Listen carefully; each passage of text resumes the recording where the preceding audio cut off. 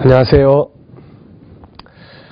마태복음 24장, 25장의 예언을 지금 정리하고 있습니다. 어떻게 좀 잘 이해되셨나요? 그래서 마태복음 24장, 25장의 예언은 다니엘서 9장을 기억하시면 그 내용을 말씀하고 있다. 자, 그러면 다시 한번 정리해 볼게요.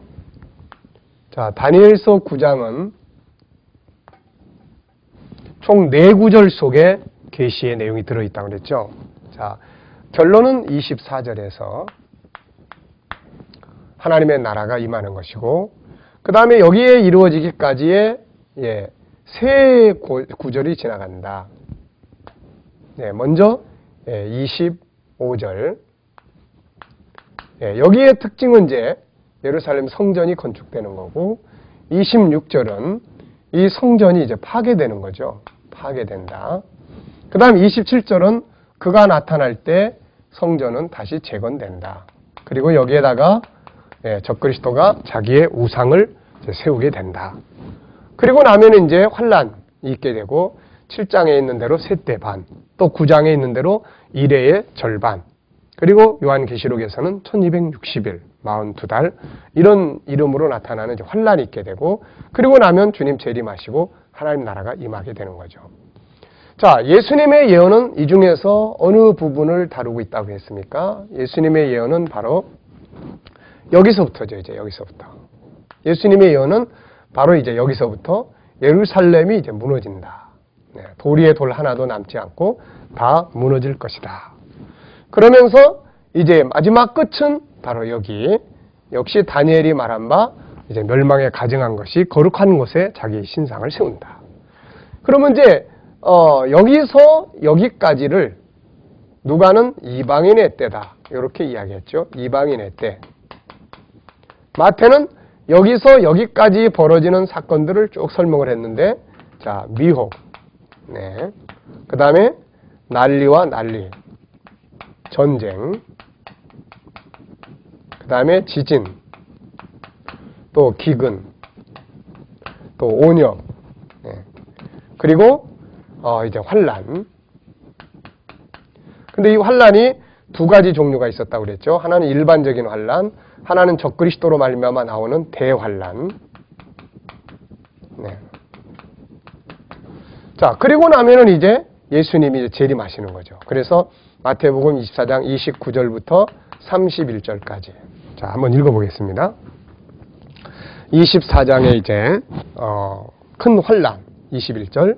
그때에 큰 환란이 있다. 15절에 언제입니까? 멸망에 가증한 것이 거룩한 곳에 서게 되면 큰 환란이 있다. 그리고 29절, 그날 환란 후에, 예수님은 환란 후에 재림하시게 된다. 그때 해와 달이 떨어지고 별들이 떨어지면서 빛을 내지 못하고, 30절에 인자의 징조가 하늘에서 보이겠고, 그때 땅의 모든 족속들이 통곡하며 그들이 인자가 구름을 타고 능력과 큰 영광으로 오는 것을 보리라. 주님 재림이죠. 그 다음에 31절은 무엇입니까? 이제 저가 큰 나팔 소리와 함께 천사들을 보내는지 저희가 그 택하신 자들을 하늘 이 끝에서 저 끝까지 온 세계에서 다 불러 모으게 되죠. 그래서 어떻게 됩니까? 그분의 보좌 앞에 다 모이게 되는데, 그 장면을 잘 보여준 것이 요한계시록 7장 9절의 말씀이 되겠습니다. 각 나라와 족속과 백성에서 수를 헤아릴 수 없는 큰 무리가 승리의 종려나무 가지를 들고 흰옷 입고 어린 양과 보좌 앞에 서서 하나님을 찬양하는 바로 그런 내용이죠. 자, 그래서 예수님의 예언은 다니엘서 9장을 중심으로 이루어져 있다는 것을 우리가 기억해 두시면 되겠습니다. 자, 그러면 이제 우리가 결론적인 이야기를 좀 정리를 하겠습니다. 결론적인 이야기. 결론은 어디서부터 어디까지라고 그랬나요? 바로 결론적 부분은 이제 32절부터 이제 마태복음 24장 32절부터 25장 46절까지의 이야기입니다. 이렇게. 여기에서 이제 결론을 말씀하고 있어요. 결론. 자, 근데 이 결론 부분을 우리가 다룰 때에 마태복음 24장만 보지 마시고 누가복음 21장을 반드시 같이 보셔야 됩니다. 왜 그러냐면은 그 내용이 약간 서로 다른 부분들이 있어요.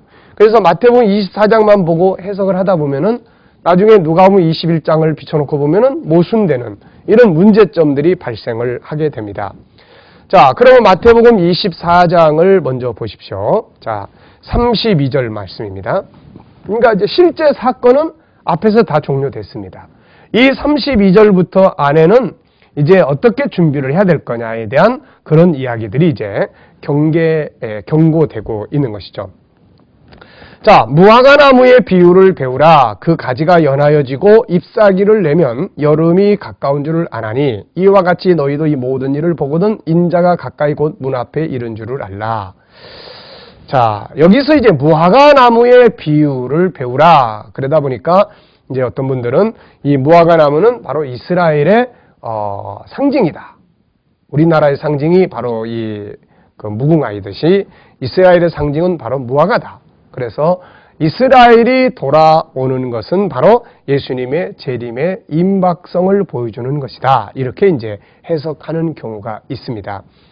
물론 그렇게 볼 수도 있습니다. 또 이스라엘이 그 땅으로 돌아오는 것은 지금까지 우리가 공부한 것처럼 다니엘서나 에스겔서에서 설명한 것처럼 분명히 마지막 때의 사인인 것은 틀림없는 사실입니다. 그렇지만 그런 부분들을 직접 푸는 것이 바람직하고 여기에서 무화과나무의 비유를 그런 방향으로 설명을 하다 보면은 누가복음과 이렇게 대치되는 이런 문제가 발생을 합니다. 여기는 이제 무화과나무의 비유를 배우라 그랬는데 누가복음 21장을 보시면은 여기서는 뭐라고 되어 있냐면 29절을 보십시오. 비유로 이르시되 무화과나무와 모든 나무를 보라 이렇게 말씀해요. 예. 그러니까 만약에 무화과나무를 이스라엘의 독립으로 본다면은 나머지 모든 나무는 우리가 어떻게 또 봐야 될 것인지에 대한 문제가 발생을 합니다. 그래서 이 부분은 예언은 철저하게 이스라엘의 절기나 이런 개념보다는 사건 중심으로 어떤 비유적 풀이보다는 사건 중심으로 그래서 이 내용은 말씀 그대로 그 뒤에 쭉 설명했잖아요. 싹이 나면 너희가 보고 여름이 가까운 줄을 자연히 아나니 우리 한국은 사계절이 분명하지 않습니까? 그래서 이제 봄이 되면은 벌써 눈들이 녹기 시작하고 나무 이파리들이 이제 싹이 나기 시작합니다. 우리 그거 보면은 이제 봄이네. 또 이제 조금 더 지나가면은 이제 푸른 싹이 변해서 이 노란 초록색의 싹이 변해서 푸른 색깔이 돼요. 그러면 이제 여름이네. 이게 약간씩 이제 좀 이게 붉은색을 띠기 시작하면은 이제 곧 가을이 오겠다. 이렇게 이제 알 수가 있다 그런 이야기죠. 마찬가지로 지금까지 우리가 살펴본 실제 사건들 이게 사인 아닙니까? 멸망에 가증한 것이 우리 눈앞에 나타났다.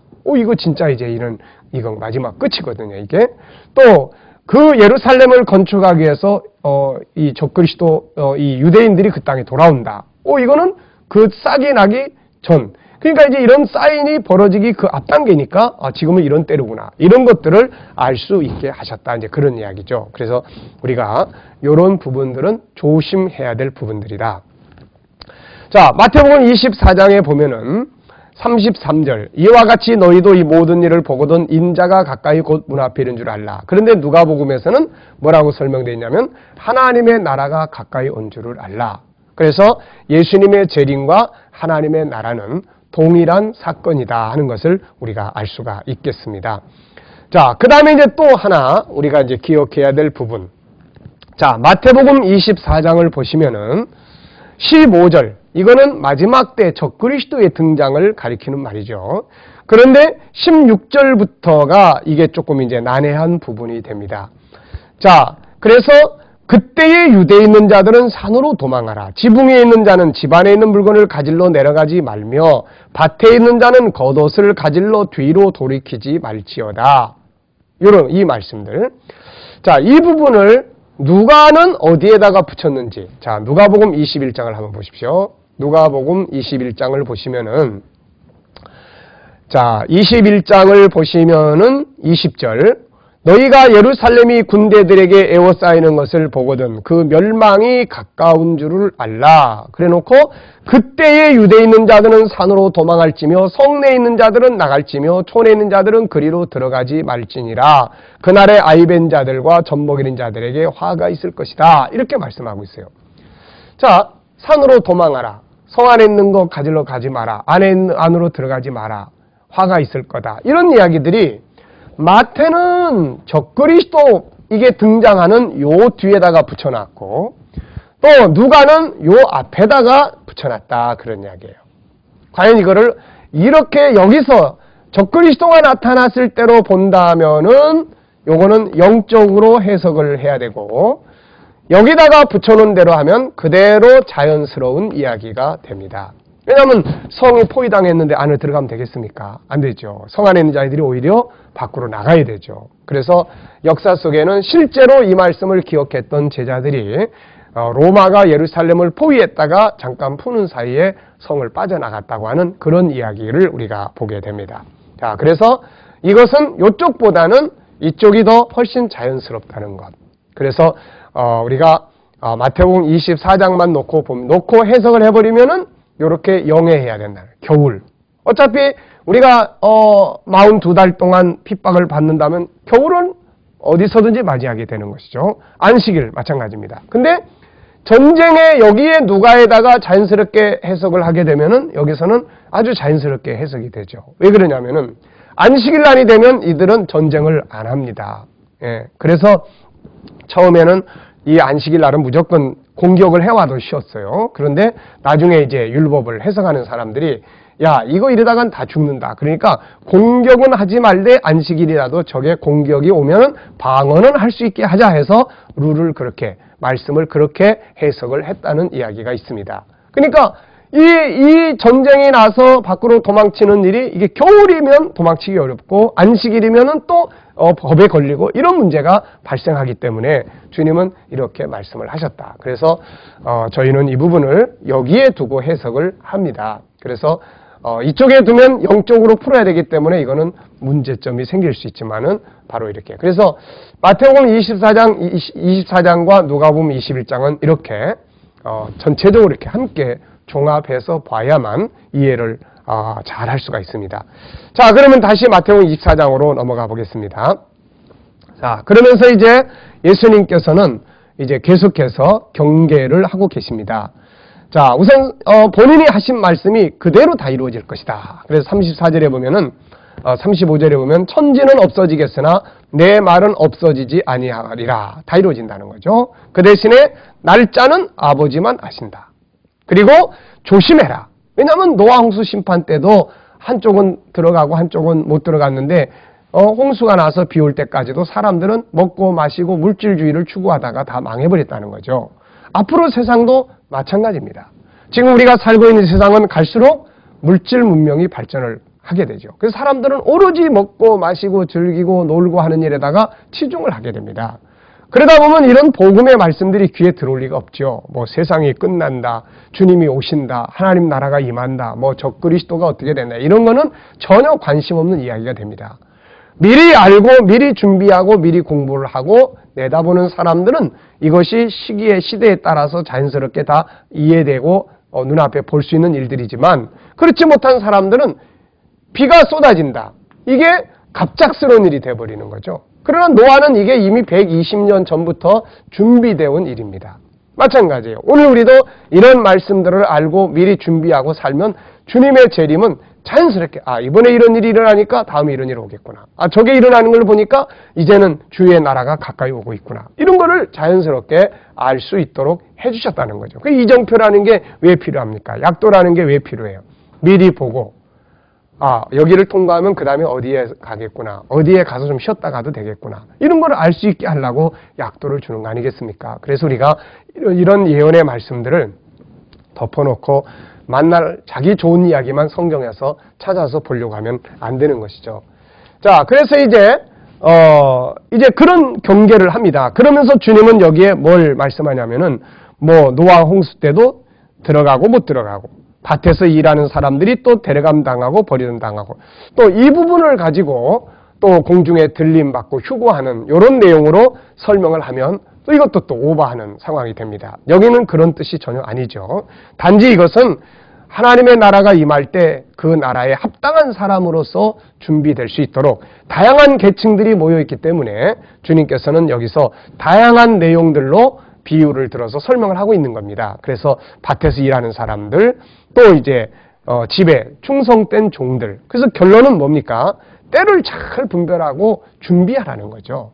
그래서 준비를 하라는 것입니다. 준비를 하면은 그날에 넉넉하게 우리가 그 나라의 영광에 참여할 뿐만 아니라 주인으로부터 칭찬과 영광을 받게 된다는 것이죠.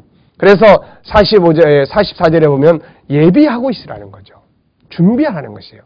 인생이라는 것, 세상의 역사라는 것, 결국 우리 성도들의 삶이라는 것, 사실 알고 보면은 그 나라에 이르기 위해서, 그 나라의 영광에 참여하기 위해서 준비해가면서 살아가는 삶의 과정입니다. 그저 눈앞에 보이는 것들만이 모든 것으로 알고 살다 보면 어느 날 갑작스럽게 타고 왔을 때 두려움과 또 후회와 정말로 고통스러운 눈물을 흘리게 되게 되는 것이죠. 그래서 준비하고 있어라. 자, 그러면은 무엇을 준비를 해야 되겠느냐? 그래서 마태는 예수님이 말씀하신 세 가지의 비유를 여기에 정리를 해놨어요. 세 가지의 비유. 우리가 준비해야 될 세 가지의 비유를 여기에 기록을 했어요. 근데 이 비유는 누가복음에도 없고 또 마가복음에도 없고 요한도 기록을 안 했고 오직 마태만 기록을 해놓은 주님의 재림을 기다리는 자들이 어떻게 준비를 해야 될 거냐, 이것을 보여주는 것입니다. 날짜나 이런 것은 하나님만 아시는 거예요. 절대로 이 날짜 문제, 오늘날도 예수님 몇 년, 몇 월, 며칠 날 오신다, 이런 문제 때문에 한국교회가 굉장히 시달린 때가 많았고 지금도 그런 이야기를 하는 분들이 적잖이 있습니다. 그러다 보니까 성도들이 그런데 미혹을 받아가지고 날짜를 찾고 날짜를 기다리다가 실수하게 되고 그렇게 되는 거죠. 성경대로 우리는 성경에서 날짜는 하나님만 아신다고 그랬으니까 날짜를 따지려고 하지 말고, 물론 날짜도 우리가 적그리스도가 딱 나타나요. 그리고 일의 절반이 지나고 언약을 맺으면서 42달이 시작이 됩니다. 그러면 그때는 42달 뒤에 그분이 오시는구나, 이 정확하게 알 수가 있는데 지금은 아직 그런 때가 아니라 그런 이야기예요. 그래서 우리는 이런 성경에서 벗어난 이야기들을 가지고 그걸 진리처럼 계시를 받았다 이런 이야기를 통해서 곁길로 간다든지, 이것은 굉장히 조심해야 될 부분입니다. 주님은 분명히 날짜를 중심으로 말씀하지 않고 사건을 중심으로 말씀을 하셨습니다. 그래서 우리가 성경을 통해서 하나님의 예언을 알고 그 다음에는 세상 역사를 봐야죠.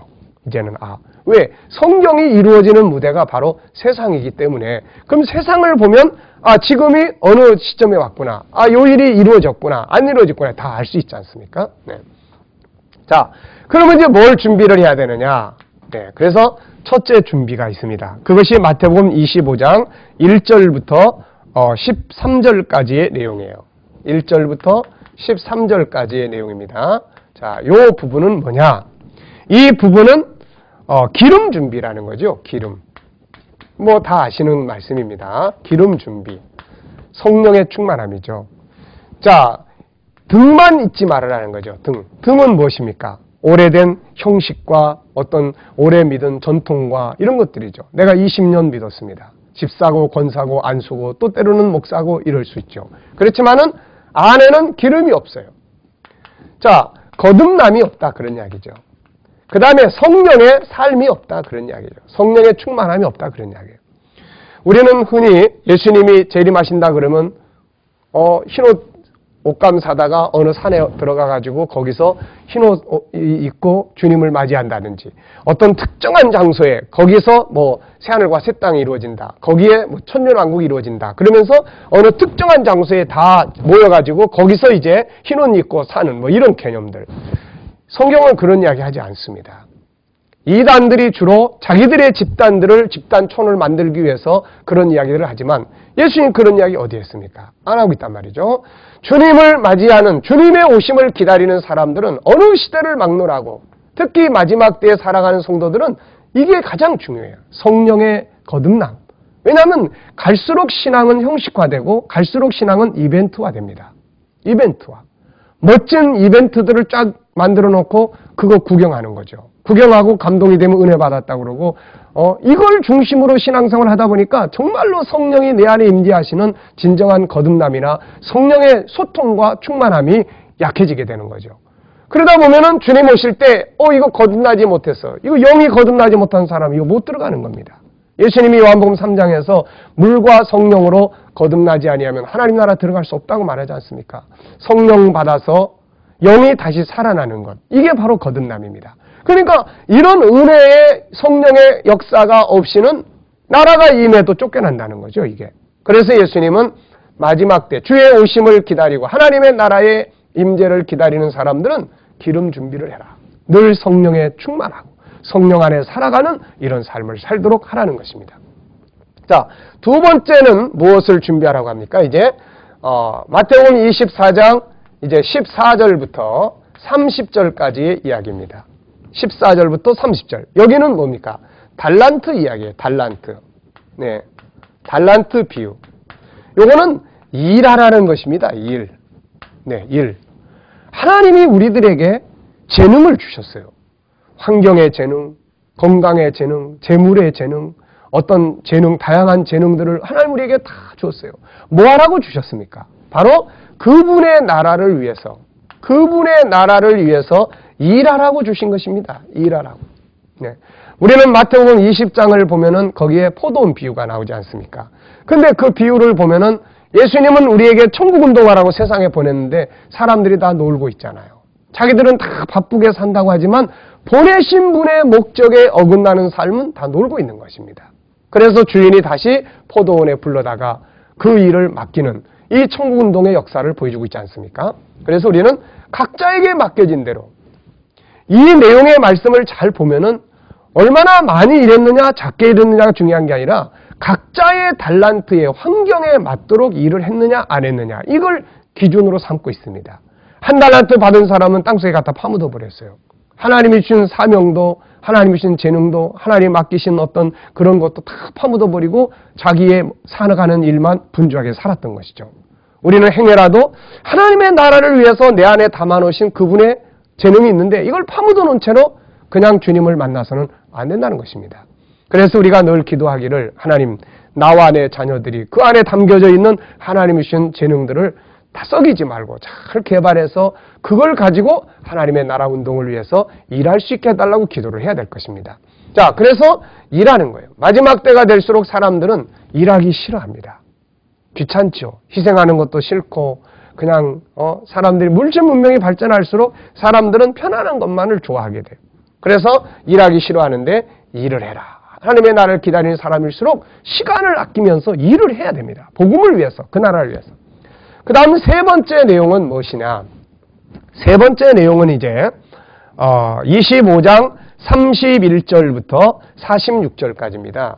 31절부터 46절까지는 뭐냐?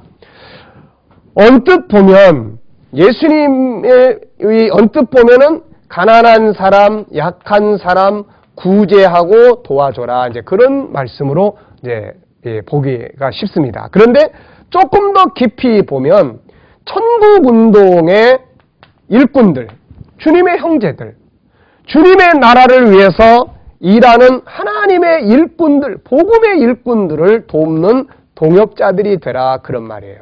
네, 동역자들이 되라.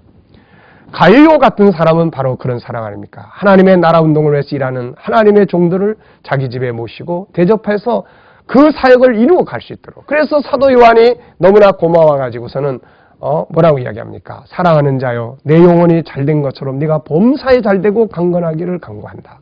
네? 지난날에 독립운동할 때 직접 독립운동에 참여는 안 하지만 그들의 자녀들을 돕는다든지 그들의 가족을 돕는다든지 그들에게 자금을 댄다든지 그들이 감옥에 갇혔을 때 그들을 돕는다든지 이렇게 했던 사람들이 다 똑같은 애국자의 상을 받는 거 아니겠습니까? 자, 여러분, 우리는 이렇게 살아간 사람들이 바로 뭐합니까? 이제 25장 34절에 보면 뭐라고 했어요? 복받을 자들이여 창세로부터 너희를 위하여 예비된 나라를 상속하라.